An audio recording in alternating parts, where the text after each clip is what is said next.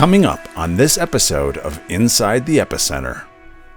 Sometimes, though, I'm diving in, I'm taking our listeners in to the most powerful and influential people in Israel and the region, because they matter to God too, and what they do, what they decide, affects everybody. But when we talk to our field staff and our ground staff, they're often dealing with the most powerless and poor people in society, not always, but often, because that's a large part of what we do. And this is God's heart too. And it's important, just like we say it's not either or. Jews, God loves Jews and he's not for the Arabs, or no, that's not true. He's for both. But it's also true, God does care for the powerless and the poor and the vulnerable and the widow and the orphan.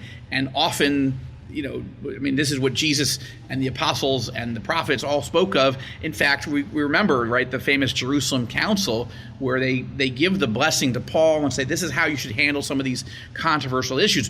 But we also want you to remember, you got to care for and remember the poor. Yeah, that's important. But it's also important that leaders at every level of society, government, business, entertainment, whatever, these are people that God cares about too. They don't need a bag of food or a bag of diapers or clothes.